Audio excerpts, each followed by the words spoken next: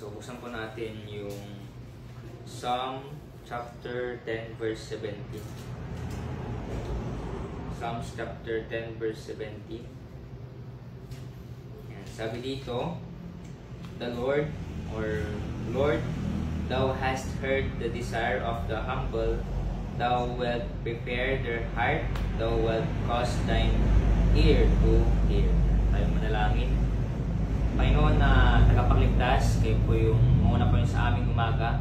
Salamat po Panginoon sa binigay niyo pong bagong buhay Panginoon na kami po ay ulit ay makapagkinig Panginoon ng inyong salita. Nawa kayo po yung mangusap, ang Holy Spirit, at gabayan niyo rin po kami Panginoon sa pakikinig, at gabayan niyo rin po ako Panginoon sa pag-explain, pag-expound ng inyong salita Panginoon. Nawa gamitin niyo po lamang ako Panginoon upang maipahayag ang inyong salita at maging pagpapala po ito Panginoon sa amin. We pray na nawa ay maging pagpapala po ito at kayo po yung tiyataas at pinapasalamatan po namin kayo Panginoon. At kayo po yung mauna Panginoon sa natirang oras at itong pag-aaralan po namin ngayon Panginoon, nawa ay mas maging reminder po namin Panginoon. Ano pa yung bahala? Ito po ang dalangin sa matangis na pangalan ni Jesus. Amen. Yeah, so nung last time, last Saturday, pinag-aralan natin yung part 1 sa about humility. Yan. Ngayon, ito yung part 2 na mas makita natin dito kung paano ba natin makikita yung isang tao kung talagang nagpapakumbaba siya sa Panginoon at sa mga tao. Yan. So nung last, ako lang nito, kadugtong lang nito nung part 1, nung humility and false humility. Yan. At dito ay sabi dito sa Psalms 10:17, Panginoon, iyong narinig ang nasa ng mapagkumbaba. Yan. So ibig sabihin yung ang Panginoon yung makakakita sa atin kung tayo ay nagpapakumbaba. At iyong inahanda ang kanilang puso, iyong ipaparinig ang iyong tainga. Yan. So ang Diyos yung nagbibigay sa atin kung paano nga ba natin i-handle yung humbleness or yung humility. Yan. So ngayong week, kasi nag-decide ako na kada Saturday ay pag-aralan natin yung dito sa Bible. Itatakal natin siya. Hindi siya kagaya ng devotion na parang konting encouragement and motivation. Pero dito, mas makita natin dito yung Christian living kasi ito Christian living. At dito ay matutuhan pa natin ang tungkol sa pagpapakumbaba. Yan. At yung dito nakalagay dito, naalala mo ba yung kaugnayan sa pagitan ng pagpapakumbaba at pagpapasakop sa otoridad? Yan. Ang kapakumbabaan ay nagpapahintulot sa atin na magpasakop sa mga may otoridad sa atin at sa mga otoridad sa atin. Ang kababaang loob ay nagdudulot sa atin na magpasakop sa ating mga pinuno at hindi lumakad sa lahat ng dako sa mga pinamumunuan natin. Ang kababaang loob ay pandikit na nagpipigil sa ating mga relasyon. So, kapag hindi raw tayo dito nagpapakumbaba, masisira yung relationship natin sa isa't isa. Yan. At kung wala ito, magkakahiwalay ang mga relasyon. At yun nga, mas masisira yung relationship natin at magsikap tayong lahat na magsuot ng kababaang loob. Yan. So dito, makita natin dito yung halimbawa ng mga nagpapakumbaba sa Panginoon. Yan. Dito, ang definition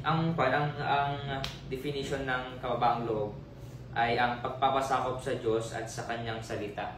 Yan. So yun yung definition ng pagpapakumbaba at sa mga inilagay niya bilang mga pinuno at otoridad sa ating buhay. Yan. Sabihin, nagpapakumbaba tayo sa mga sa Diyos natin. At dito, makita natin dito sa Mark 1:7. Yan. Kung makita niyo dito sa Bible niyo. Sa Mark chapter 1 verse 7, sabi dito, and preach saying, there cometh one mightier than I after me, the latchet of whose shoes I am not worthy to stoop down and unloose. And then sa Luke 3:16, John answered saying unto them all, I indeed baptize you with water, but one mightier than I cometh, the latchet of whose shoes I am not worthy to unloose. He shall baptize you with the Holy Ghost with fire. Yan. So dito, example natin dito si John the Baptist. Yan. Alam ni John the Baptist kung sino siya at alam niya kung sino si Jesus. At hindi niya sinusubukan na bumuo ng isang pangalan para sa kanyang sarili. So, ibig sabihin, hindi niya iniisip na siya ay makilala. Kung kilala si John the Baptist, siya yung nagbaptize sa Panginoon. Yes. At dito, si John the Baptist ay hindi niya iniisip na siya ay makilala. Kasi kung isipin natin yung church namin, yung Baptist, doon talaga kinuha John the Baptist. At nasa Bible talaga siya. Pero dito, sabi niya na hindi siya nagpapakilala o hindi siya naglilingkod sa Panginoon dahil para lang makilala yung pangalan niya. Yan. At sabi dito, hindi niya sinusubukan na bumuo ng isang pangalan para sa kanyang sarili. Pagkos ituro ang mga tao sa tagapagligtas nang makamit niya ang ilang katanyagan. Alam pa rin niya kung sino siya at patuloy na ituro ang mga tao kay Jesus. Yan, tayo rin ay hindi dapat maging masyadong humanga sa ating sarili. So yung goal niya ay para maihayag yung salita ng Panginoon, hindi para sa kanyang sarili. At sinasabi dito na huwag tayong masyadong humanga sa ating sarili, higit pa rito dapat nating igalang na ituro ang mga tao sa Panginoon. So yung example natin dito na si John the Baptist, siya ay nagpapakumbaba sa Panginoon at gusto niyang maipahayag yung salita ng Panginoon at maligtas yung mga taong hindi pa ligtas. Yan. At kung makita natin doon na huwag huwag natin isipin na pag naglilingkod tayo sa Panginoon na parang gusto ko maglingkod sa Panginoon para makilala ako. Ganun. Pero dito, in-example na ng Panginoon na si John the Baptist na hindi siya nagpupursige na para mas maging famous. Pero yun nga, dahil nga nagpapakumbaba sa Panginoon, mas nakilala pa siya. Diba? And may mga example pa dito na nakita natin. Sila Isaiah, sila Cornelius na nagpapakumbaba sa Panginoon. Yan. At dito, meron tayong mga points. Yan, meron tayong mga puntos na kailangang ituro sa pagiging Christian. Para makita natin dito kung paano tayo maging humility, totoong nagpapakumbaba. And number 1, yan, humility and obedience go hand in hand. Nasa Philippians 2:5-8, sabi dito, let this mind be in you, which was also in Christ Jesus. And verse 6, who being in the form of God, thought in not robbery to be equal with God, but made himself of no reputation, and took upon him the form of a servant, and was made in the likeness of men. And being found in fashion as a man, he humbled himself, and became obedient unto death, even the death of the cross. Yan. Sa number 1 natin, ay ang pagpapakumbaba at pagsunod ay magkasabay. So, dito makita natin ang pagpapakumbaba na ipinakilala sa buhay ni Kristo pagkatapos lamang na banggitin ng Biblia si Jesus at ang kanyang kababaang loob. Sinasabi nito na siya ay masunurin hanggang sa kamatayan. Yan. At ang pasunod ay bunga ng pagpapakumbaba at ang taong mapagkumbaba ay isang masunurin at ang mapagmataas na tao ay hindi. So, ibig sabihin yung mga nagpapakumbaba, sila yung mga masusunurin. May humility. So, yung mga pride daw din, yung mga tawag ito, mga laging mayabang, ganyan, sila ay laging nagpapasikat. Sila yung mga tamad. Kaya nga sa school, di ba? Yung mga kakasin natin dati, may mga mayayabang, yung mga di naglilinis sa room, ganyan. Mga insulto ka pa na ito, ganito ganyan, inaapi ka niya na, oh, kanang ganito, lagi kang inaapi. Kung makita natin dati yung mga kakasin natin, may mga mayayabang. Ang yabang na nga, hindi pa sila naglilinis sa room. Di ba? Makapansin natin. Kaya sabi din sa number 1 natin na yung mga mayayabang, yun yung mga tamad. At yung mga nagpapakumbaba, sila yung mga may disiplinadong tao. Diba? Sila yung mas lalong nagiging masipag. Kasi nga, nagpapakumbaba sila. Kasi kung makakalata natin, ba't sila nagpakumbaba? Dahil nadisiplina na yung sarili nila. Like for example, yun, mga ganon, mga sitwasyon na may mga conflict, ganyan, or may mga hindi magka tawag dito, may kasalanan ka or may kasalanan ako, tapos walang nagpapakumbaba, pero nauna siyang nagpakumbaba. O sis, ganyan, pwede ba tayong mag-usap? So, ibig sabihin, masunurin siya. Yung parang na-offend siya or na-offend ako, gusto niya kasi nga, pati rin sa ibang tao, yung pakiramdam na pag may conflict sa ibang tao, di ba, sobrang bigat. Yung pag titingin kayo, ang hirap. Pero dahil nga tayo, Christian tayo na maayos agad, nagiging sinasabi ng Panginoon na magpakumbaba tayo. Yung laging, sige, ikaw na yung maunang magsalita, maunang magsabi na bakit ka hindi na mapapansin, ganun. Kasi hindi natin alam, mayroon na palang sama ng loob. Diba? Pero kung makita natin yung iba, talagang sumusunod na sila sa sinasabi ng Panginoon na magpakumbaba. Na kahit alam natin na tayo yung tama, pero para maayos yung relationship, magpapakumbaba tayo. So, ibig sabihin, masunurin siya. Talagang masipag. Kasi nga, siya yung nag-first move. Yan. At sabi rin kahapon ni Ma'am Lani na mas maganda na ikaw yung nagsasabi agad, nakausapin agad yung isang tao pag mayroong or may offend. Kasi ang hirap gumalaw sa isang sa isang lugar na kapag yung isang tao ay conflict or yung parang minsan naikakalat pa yung dapat, di ba, kunyari mayroon tayong problema sa isang tao, tapos di ba, minsan naisasabi natin si ganito, pangit ang ugali nito, nai-spread pa. Hindi ka kaya ito mayroon siya kasalanan na ginawa sa akin, offend, na kapag kinausap na sana agad, di na na-spread. Ang nangyayari, mas lalong naitakalat yung nagawang kasalanan. Like for example, ako may nagawang kasalanan at hindi ako naging aware. Dahil hindi siya nagsalita agad sa akin na sana naging aware ako. Ay, Kuya Mac, ganito ganyan. O kaya, Brad, ganito, pangit yung pinakita mo kanina. O di, naging aware ako. Diba? Di kagaya ng hindi natin sinabi, pinatagal pa natin. Kapag mag-asalaw mo kayo, tapos ikaw, magtataka ka, bakit gano'n na yung pinapakita. Ganun. Pero, dahil andyan yung gabi ng Panginoon o dahil andyan yung nahalata mo na hindi na pumapansin, ibig sabihin, meron talagang siyang sama ng loob sa'yo. Ganun. Pero ang Diyos nagsasabi na kailangan natin na magpakumbaba. Yan. Especially kapag kalapit natin, ganun, kausapin na agad. Kasi minsan, pride lang talaga eh. Pride lang talaga yung nangigibabaw na masalong napapala yung relationship. Kaya yung sa number 1 natin na humility and obedience go hand in hand. Na kailangan natin na magpakumbaba kapag may mga ganong sitwasyon na mas masipag tayo. Sabihin, masipag tayo sa mata ng Panginoon.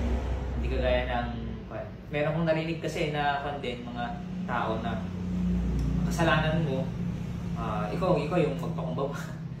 Pero hindi hindi kasi mangyayari yun eh. Hindi mo makikita dun yung isang tao na totoong masipag. Yan. Minsan, nagsasabi lang ng masipag siya, ganyan, o kaya pinapakita niya lang. Kaya dito, sa number 1 natin, point number 1 natin, na we need to be humble.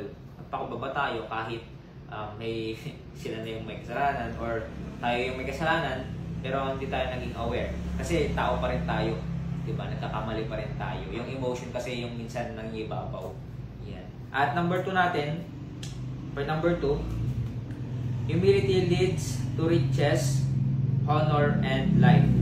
Yan. Dito sa Proverbs 22:4. Sabi dito, by humility and the fear of the Lord are riches. So, ibig sabihin, kapag tayo ay merong pagpapakumbaba sa Panginoon, may takot sa Panginoon, ay magkakaroon siya ng kayamanan. And, sabi dito, and honor and life. So, ibig sabihin, ay dito, bibigyan tayo ng Panginoon ng kayamanan kapag nagpakumbaba tayo. At the same time, i-honor tayo ng mga tao. At the same time, yung buhay natin dito sa mundo, magiging maganda. Kasi nga, meron tayong pagpapakumbaba sa Panginoon. Yan. Ang pagpapakumbaba ay humahantong sa kayamanan, karangalan at buhay. Yan. Kabalintunaan, ang karaniwang kaisipan ay kabaliktaran lamang ng Biblia. Yan, iniisip ng mga tao na ang pamumuhay para sa sarili ay gumagawa ng mga bagay na ito. Sinasabi sa atin ng Diyos na magpakumbaba sa harap niya at ibibigay niya sa atin ang mga bagay na hinahanap ng buong mundo. Yan. So, ibig sabihin, kapag tayo nagpakumbaba sa Panginoon, talagang humingi tayo ng tawad, gano'n, tapos sinusunod natin siya. Yung mga material dito sa mundo, ibibigay na lang niya once na tayo ay nagpakumbaba sa Panginoon. At the same time, may karupan pa tayo, karunungan. Nagkakaroon pa tayo ng honor sa mga tao. Kasi nga, yung kapag pinakita natin ng Panginoon na tayo ay nagpapakumbaba, ino-honor na tayo ng Panginoon. At the same time, yung mga tao. At bonus na lang yun. At ang Diyos pa rin yung maitaas kapag tayo ay naging nagpakumbaba sa Panginoon. Yan. And then, number 3, notice these 7 perks. Yan. Which are also given to the Christian. So, ito yung number 3 natin ay pansinin ay ito yung 7 benepisyong ito na ibinigay din sa mga Kristiyanong nakadamit ng kababaang loob. So, ibig sabihin, dito sa number 3 natin, yung 7 na perks na to, dito natin malalaman kung siya ba ay humble. Siya ay nagpapakumbaba sa Panginoon. Paano natin malalaman kung tayo ba ay nagpapakumbaba sa lahat ng mga bagay o sitwasyon. Yan. And number 1, or letter A, the humble are regarded by God. Nasa Psalm 138 verse 6. Yan. Sabi dito, "Doth the Lord be high, yet hath he respect unto the lowly, but the proud he knoweth afar off." And then sa Isaiah 66:2, "For all those things had mine hand made, and all those things have been, saith the Lord, but to this man will I look, even to him that is poor, and of the contrite spirit, and trembleth at my word." So dito, ang pagpapakumbaba ay tinuturing ng Diyos. Ibig sabihin, kapag meron doon tayong pagpapakumbaba, ay kinoconsider ng Panginoon na siya ay nagpapakumbaba. At alam ng Diyos na kapag tayo ay nagpakumbaba, ibig sabihin, meron tayong Panginoon.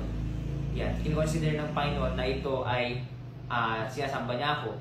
Yan, yun yung number 1 natin, na kapag pag alam natin na tayo ay nagpapakumbaba, ibig sabihin, ay sinusunod natin ang Panginoon. At kinoconsider tayo ng Panginoon na anak niya.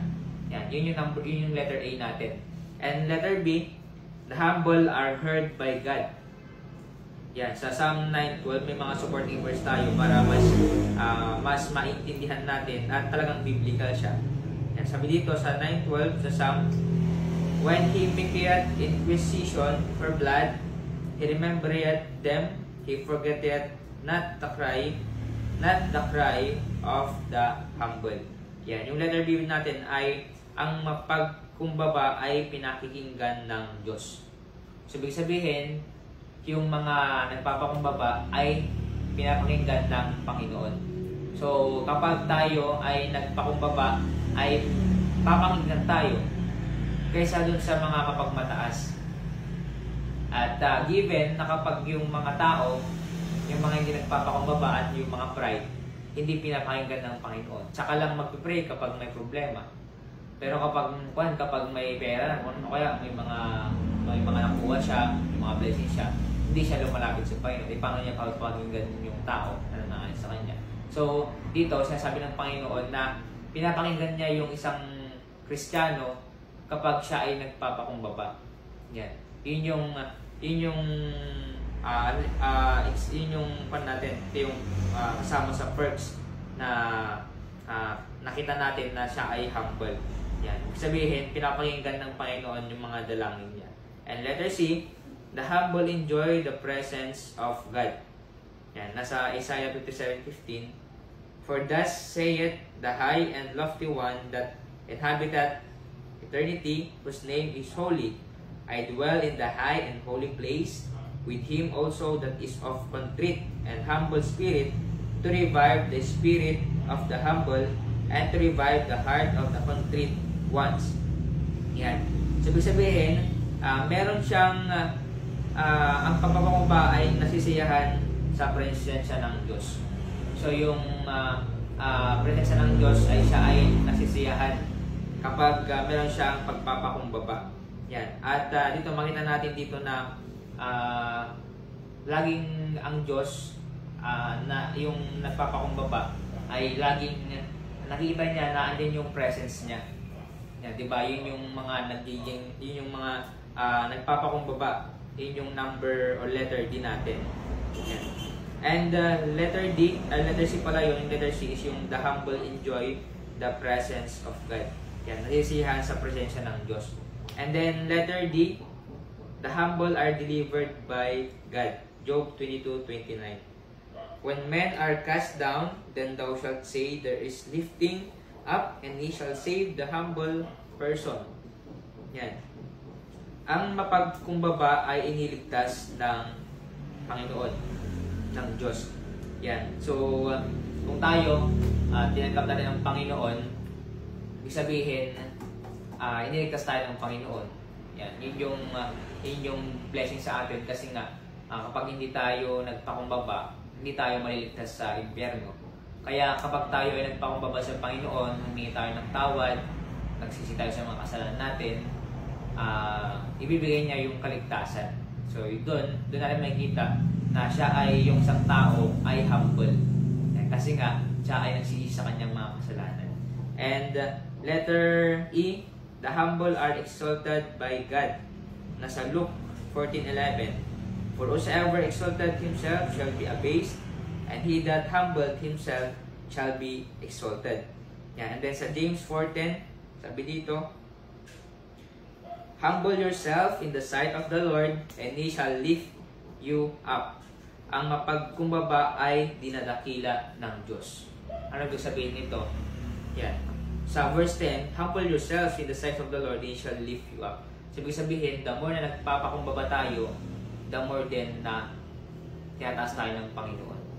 Yan. So, nasa James 4:10 na ito, makita na natin itong biblical na to na kapag tayo ay naging humble, nagpapakumbaba, at laging tayo yung naunang pakumbaba, masara tayong nililift ng Panginoon sa ating tinataas.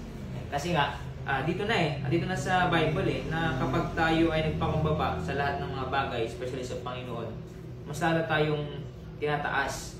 Kahit ayaw man natin, pero gusto ng Panginoon Kasi nagiging mas yung humility natin nakikita na ibabaw dahil nga meron tayong Panginoon. Kasi pag talagang pinilit natin o sinikap natin na magpakumbaba, ang Diyos na yung bahala.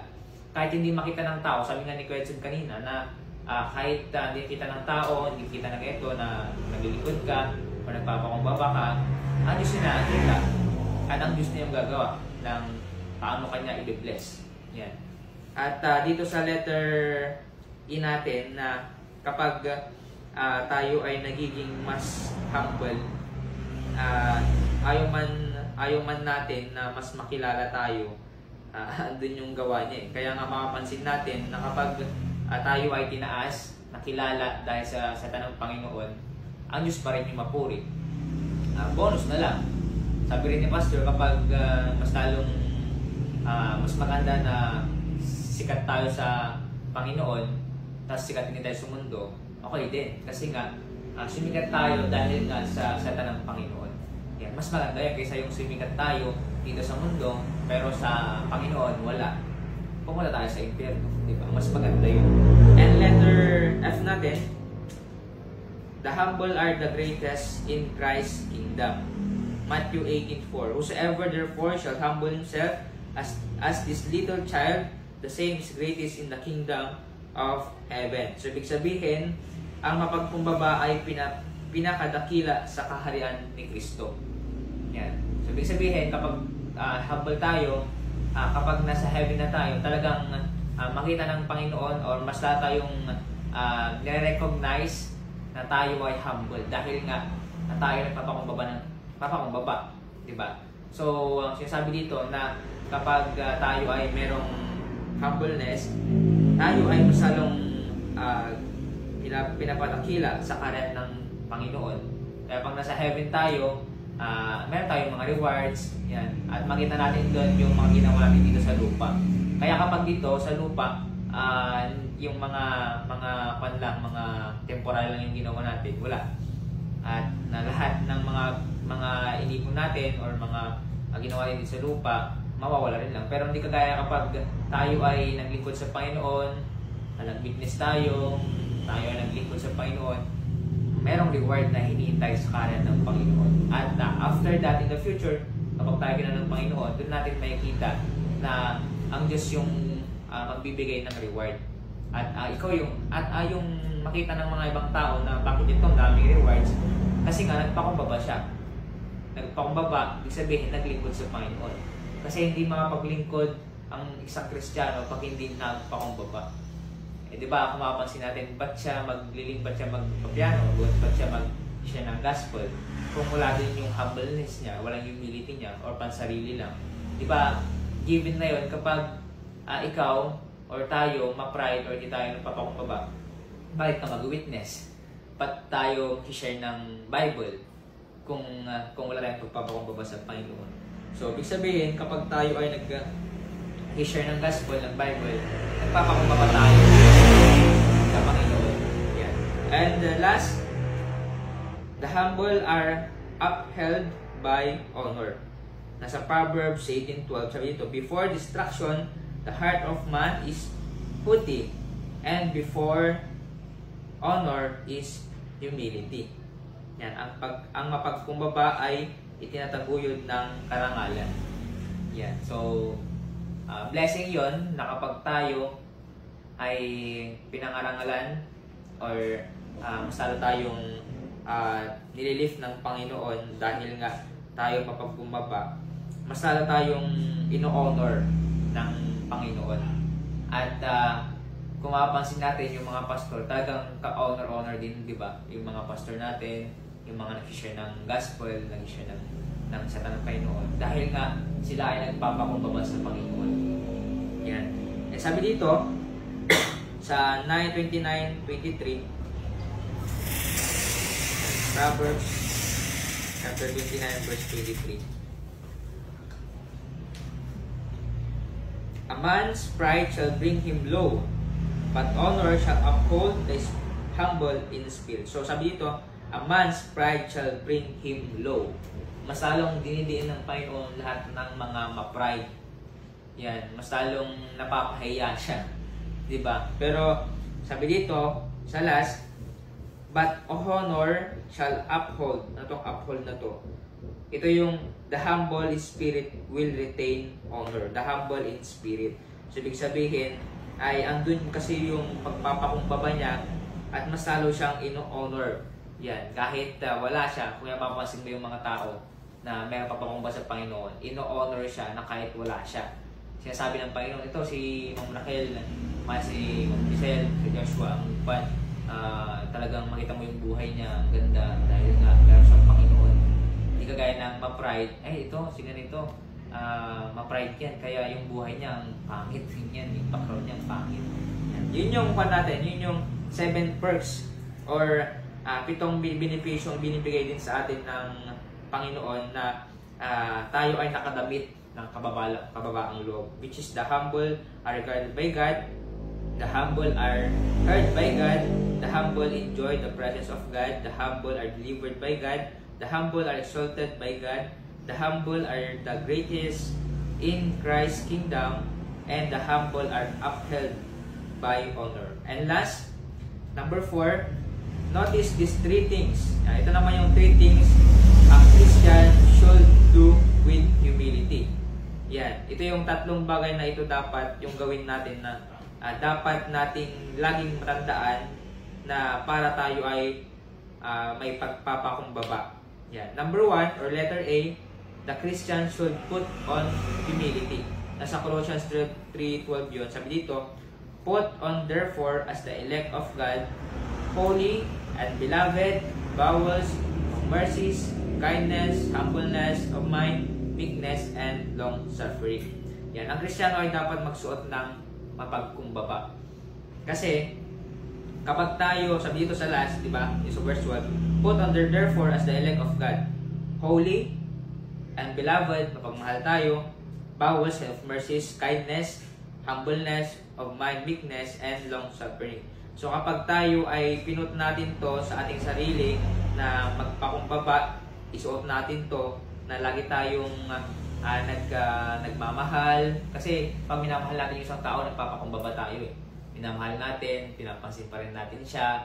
Ayan, kahit yung iba kasi parang yung minabagay sa akin kahapon ni Ma'am Lani, na kapag yung ikaw yung nag-i-improve ka, di ba, sa buhay, bakit tayo nag-i-improve at tayo nag-grow? Dahil nga naglilingkod tayo sa Panginoon, nagugustuhan natin yung salita ng Panginoon. Tapos yung iba, nalalaman nila na bakit ito nag-grow, dami ng alam sa Bible, at especially sa secular, ganyan, dahil nga inuna yung Panginoon. Kaya yung iba, naiinggit na rin yung iba, di ba? Dahil meron siyang humbleness na gustong-gusto niyang matuto kayo sa Panginoon. Yung iba, nag-iisip na rin ng iba na ito, hindi na ma-reach. Yan, hindi na ma-reach kasi nagtatagumpay na siya sa buhay, ganyan, may mga blessing na siya, gano'n. Pero hindi nila alam na yung tao na yon ay naging humble sa Panginoon. Siya ay willing matuto sa salita ng Panginoon. At mas lalong binibigyan ng Panginoon na pag-aralan mo to, at para sa Panginoon rin lang to. Tapos after that, at Diyos na yung nagbibigay ng yung pagpapala. Kasi nga, siya yung taong tapat. Pero hindi natin kailangan na isipin pa yung iba na, yung iba kasi naiinggit na eh. Dahil nga, tumataas yung improve tayo. Dahil nga, ino natin ang Panginoon. Kaya minsan, kahit din sa akin, yung parang may mga may mga nagsabi sa akin, may mga makaisipan sila sa akin na mali, which is minsan nagkakamali ako, pero yun nga lang, pero kasi parang napapaisip din tayo na bakit naiisip nila yun, bakit ba nangyayari yun, dahil nga nakita nila na pinagpapalan ng Panginoon, nag-i-improve niya, tapos mas lalong naglilingkod sa Panginoon. Kaya mapapansin natin kung sino po yung mga mayayaman or meron ng blessing, sila po yung mas madami pang ministry. Makapansin niyo po. Like for example, si Doc. Ngayon, may Bible study dyan sa kada Friday. Tapos may pang Tuesday dun sa Libertad. Tapos magkakaroon pa sa Subol. O, ibig sabihin, yung kakayahan niya kasi, masaya siya pinagpapala dahil nag-open siya ng Bible study para yung mga tao makilala. Kaya makapansin natin, bine-bless dahil nga mas gusto niyang ipakilala yung salita ng Panginoon. Kaya, tayo, parang encouragement na rin na masalong na-inspire. Kaya ako rin, na-inspire din ako na kahit nasa secular, kaya pa rin naman sumuporta sa Panginoon. Hindi lang porket magpapastor or everything na nasa loob tayo, sila yung makapaglingkod. Pero kapag iisipin natin, pantay-pantay din lang naman tayo eh. Hindi lahat magpapastor, hindi lahat nasa secular, hindi lahat student o Bible student. Pero kapag inisip kasi natin na para sa Panginoon, andun yung pagpapakumbaba natin. At mas sana tayong bibigyan ng kalakasan na mas bibigyan pa ng bonus na lang talaga yung mga gamit. Yung lahat, time will come, wala din. Mga computer, kahit mahal yan. Time will come, masisira din yan. Time will come, mawawala din yan. Maiwan din natin. Pero yung pagpapakumbaba natin sa Panginoon, andun pa rin. Yan, yung number 1 natin na kailangan natin iput. Yan, yung ating humility sa atin sa pag-Kristiyano tayo. And letter B, the Christians should be clothed with humility. Yan, nasa 1 Peter 5:5 siya. Para makita natin dito yung tamang pagsusuot ng totoong humility or totoong nagpapakumbaba. 1 Peter 5:5 sabi dito, likewise, younger, submit yourself unto the elder. Yeah, all of you be subject one to another and be clothed with humility, for God resisteth the proud and giveth grace to the humble. So, ang Kristiyano ay dapat mabihisan ng pagpapakumbaba. Yan. So, yung iba, makapansin natin na yung mga mayayaman, sumusot sila ng parang magdusin sila. Hindi natin mahalata na mayaman. Pero hindi kasi yun yung totoong humility. Kasi kapag binibigyan tayo ng blessing ng Panginoon, dapat kailangan rin natin maging maayos. Kasi nga, pinagpapala tayo ng Panginoon. Kasi yung iba, yung kaisipan nila na dahil ko ng pera. So, ibig sabihin, mananakawan ako. Kaya yung iba, naka-short lang, ganyan. Ang pangit na bag. Ganun. Tapos pupunta sa mall na naka-short lang. Tapos kapag yung bibili sila, tapos di sila kinausap ng sales lady ba yun, mga ganun, magre-reklamo sila. Kasi hindi mo ba alam na mayaman ako? Ganun. Porque hindi ako nakaayos, hindi na kayo papansin. Ibig sabihin kasi, ba't kasi hindi tayo nagsusuot ng maayos kasi pinagpapalatan ng Panginoon. Kasi yung kaisipan nila kasi yung mga mayayaman na baka nakawan sila. Ibig sabihin, wala din yung pagpapakumbaba sa Panginoon. Ibig sabihin, wala yung trust nila sa Panginoon na madami silang pera, pero ayaw nilang manakawan. Malalaman kasi nila na mayaman sila. Tinatago nila na mayaman sila.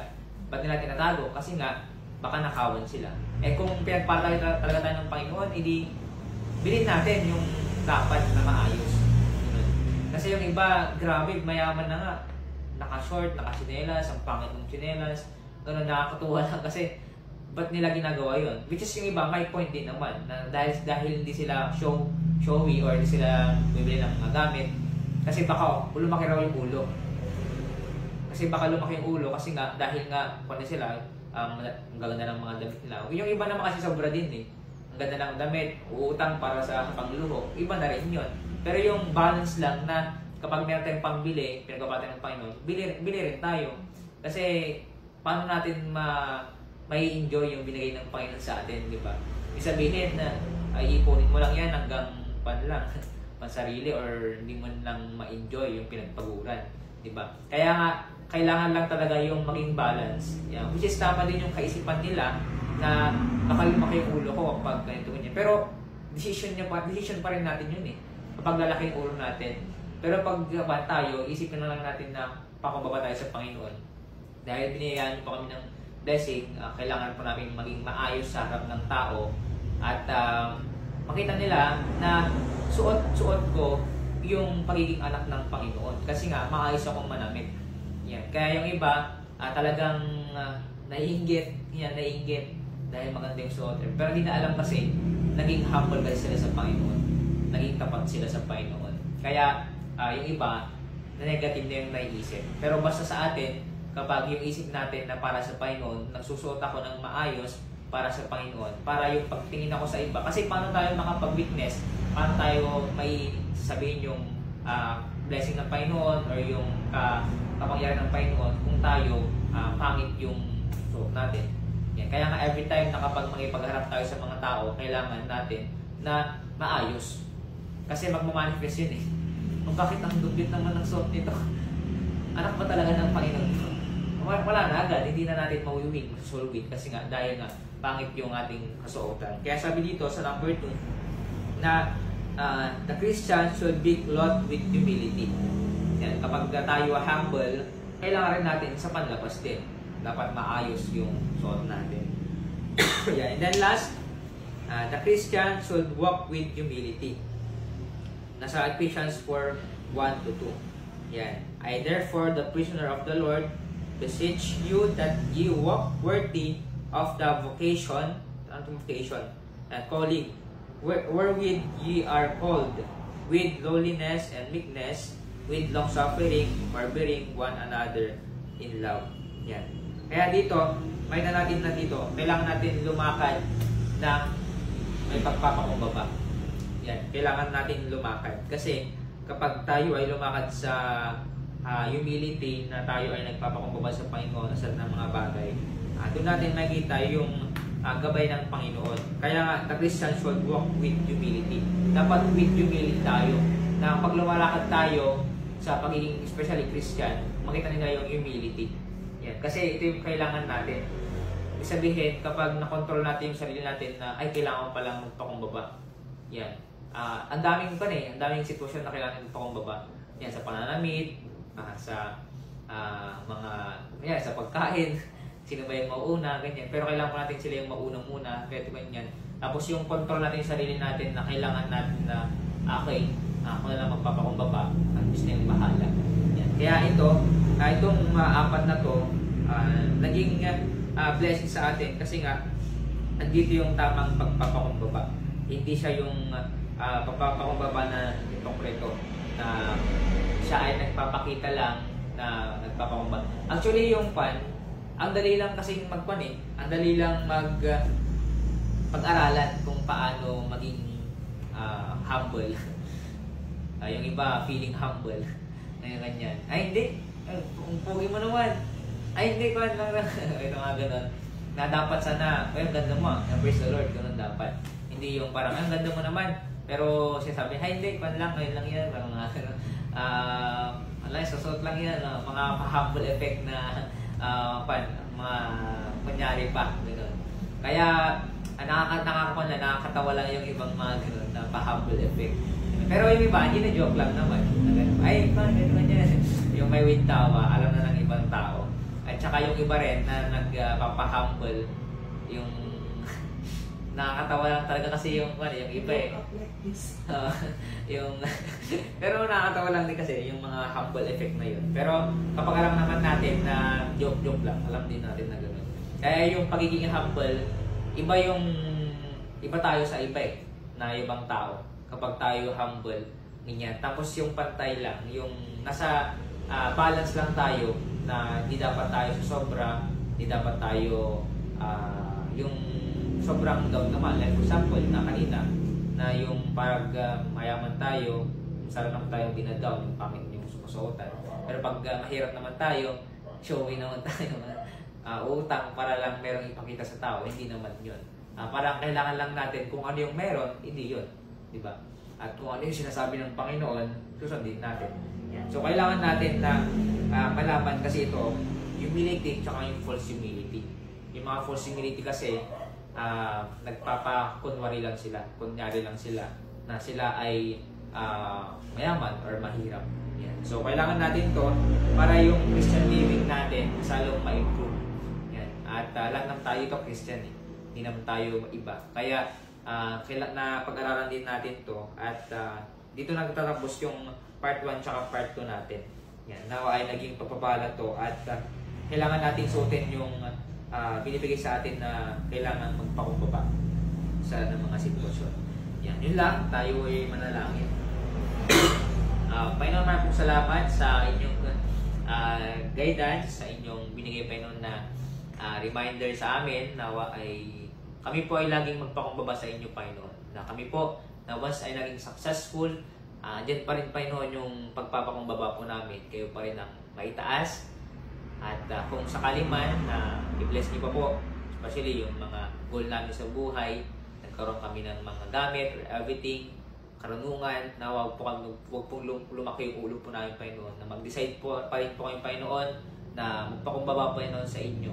At itong business na, Panginoon, kayo po, Panginoon, na ang maitaas, na once na nag-boom or nakilala, kayo pa rin, Panginoon, ang maitaas. At gamitin niyo itong business na to para makapag-witness, makapag-soul win, makapag-share ng salita niyo, Panginoon. Gamitin niyo, Panginoon, because this world, Panginoon, ay temporary lang. At gusto namin, Panginoon, na may pahayag po ito, Panginoon. Kaya muna, Panginoon, sa bawat isa, nawa ay makita po sa amin yung pagiging humility, Panginoon, pagiging totoong humility. Huwag po kami magkunwari.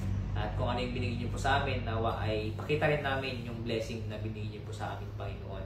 At makontrol yung sarili po namin, Panginoon, na magpakumbaba na kapag may kaming conflict, pakumbaba lagi, Panginoon. Diyan po yung guidance niyo. At marami pa Panginoon sa amin, nawa ay sa aming pagtatrabaho ay maging maayos at lahat ng mga problema ay maayos, Panginoon. At ito pa kami dalangin sa pangalan ni Jesus.